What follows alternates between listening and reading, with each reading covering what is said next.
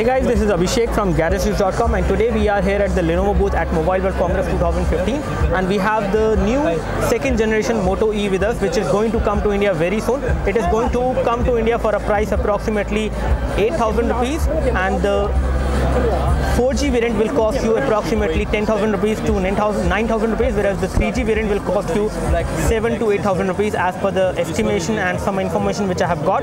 Talking about the rear camera, we have got a 5 megapixel rear camera at the back, and again on the top you have a 3.5 audio jack. The design language of the new second generation Moto E has remained the same. However, they have done some design changes, which includes this rubber ring over there, which actually opens up all the slot, as the battery is again non-removable on this phone, so you cannot remove the battery out of the phone. And we have the SIM card slot 1, we have a micro SD card slot over there to expand the storage, and on this side we have another micro SD card slot, so you can use 2 SIM card on this device. We have the buttons over there which are like metal buttons, and they are within this rubber part over there, and this is kind of a frame which actually is around the phone. From the back side you can see it. Again, we do have the micro SD port over there, which is covered by the security thing, and there is a primary microphone over there which you can see. This device is going to come in 2 configurations. Both of them will have the same storage, same RAM, but connectivity wise it is going to be different. We will have this phone coming as a 3G variant as well as a 4G variant. Most probably Motorola is going to launch Lenovo is going to launch the 4G variant of this phone as of now in India, but the 2 variant will have 1.2 GHz quad-core processor. The 4G will have the Snapdragon 410 chipset, whereas the 3G variant will have Snapdragon 200 chipset inside. Both of them are 1.2 GHz quad-core processor. When it comes to the Cortex cores, you will have Cortex A53 cores on the 4G variant and Cortex A7 on the 3G variant.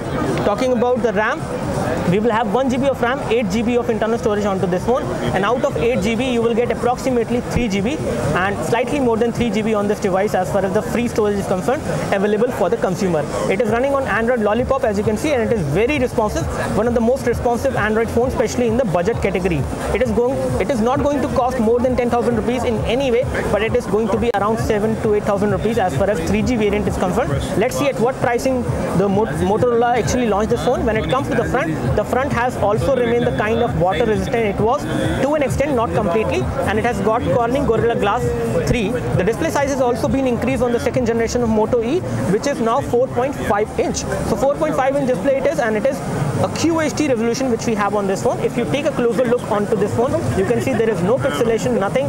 There is no clarity problem. Everything is looking pretty good. It has got an IPS LCD display which does look colorful and pretty good to look at it.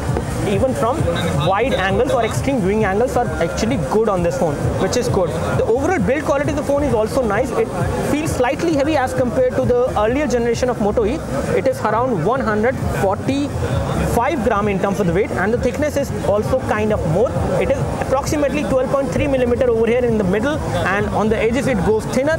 When it comes to the display clarity, the display clarity is good. It does have Corning Gorilla Glass 3 as well for the protection, so it won't get scratches very easily. However, you can easily notice the fingerprints on the display, and you can always get the screen guard for that, or you can clean the screen simply to get rid of that. Anyways, it comes with 2 Motorola applications as well, Motorola Migrate and Motorola Assist, so with which you can actually transfer the data from another Android phone or any other phone you have to this one, especially contacts and other things are concerned. When it comes to the internal storage, it is 8 GB. We will just tell you how much of that is actually available.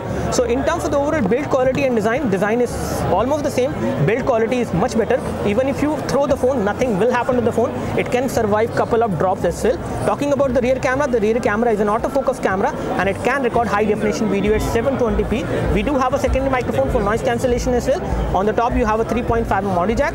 On this side you have nothing, no connectivity. Again, every connectivity is there behind this ring, and the battery is non-removable as it was the case with the earlier Moto E. Talking about the buttons are metal buttons, and they give good amount of feedback, and the overall form factor of this phone is good enough. You can easily hold this phone in one hand and use it with one hand without any issue. So the display is not too big, not too small either, which is a very good thing.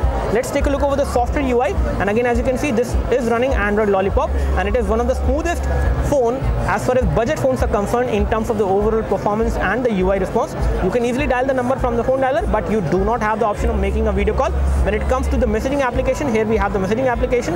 It does have the stock Android Lollipop keyboard over there, which does give you swipe to type supported. So swipe to type is supported on this device as far as keyboard is concerned, and you also get a pop-up whenever you tap on these keys. So it is a very good thing in that department. So typing experience is actually a very good experience on this phone. You can type without any issues on this phone, and you can always type in the landscape mode in case display size is smaller for you. Taking a look over other things, we can show you the settings. First of all, we will take a look over the settings. Notification panel. So this is how the notification panel look like. We have notification over there, and then we have some toggles over there. Let me just go into settings and take a look over the version of Android first of all. So version of Android on this device is Android 5.0.2, which is the latest one, and you will get upgrade on this one for sure as compared to any other phone. This will get upgrade faster. Talking about the storage, let me just take a look over the storage now. On the storage front, we have 5 GB available out of 8 GB, and again the rest of it is taken up by the system, and you have 3.46 GB available to the consumer. So 3.46 GB is something which you will get on this device once you buy it. You do have SD card slot as well, and OTG is also supported. So OTG is supported on this device, which is a very good thing. Apart from this, we have the application information over there, and we will find out the current status of the RAM. We have 1 GB of RAM on this device, and out of 1 GB, you have approximately 479 MB of RAM free, which is making this device responsive and good enough in terms of the overall UI response. There is no problem with that. You also have the option of sharing 3G internet or 4G internet. You can create a portable Wi-Fi hotspot, and Bluetooth tethering and USB tethering are also supported. Talking about the display settings, we do have support for adaptive brightness on this device, as you can see, and you can also manually control the brightness. You also have support for live wallpapers. Static wallpapers, video wallpapers are not supported by default.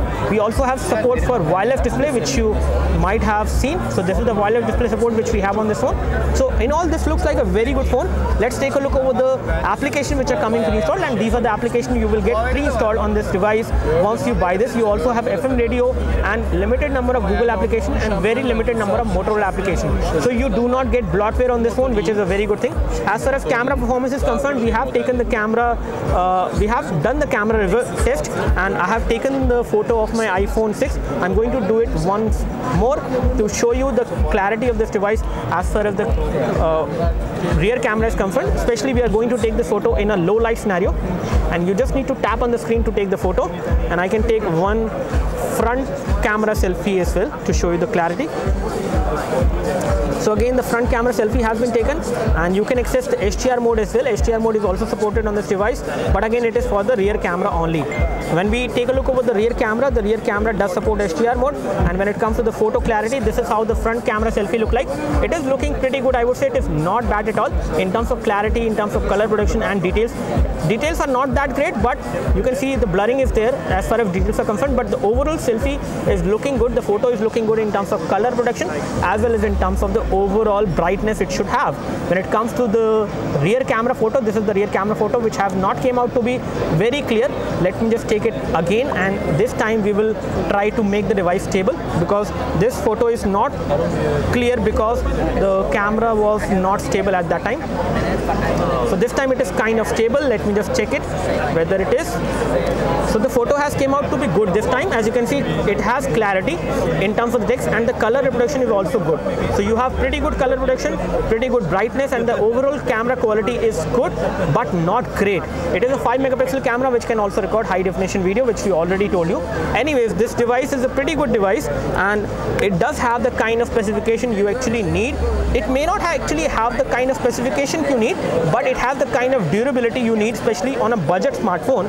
So this device is going to be much more durable as compared to a budget smartphone coming from Micromax, Carbon, Lava, or any other Chinese companies, for instance, because this has a great build quality, a very good software design which is working smoothly, and you will not notice lag on this phone as compared, you will notice less lag on this phone, less hang on this phone as compared to a phone coming from Micromax, Carbon, Lava, which are like the Chinese companies. Anyways, that's all from us as far as the quick hands-on review of this device.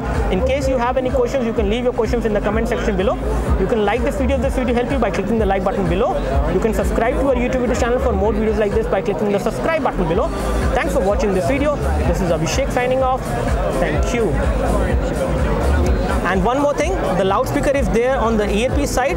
The earpiece and loudspeaker are together, and the front camera VGA is good enough. I would say it is not bad for the price.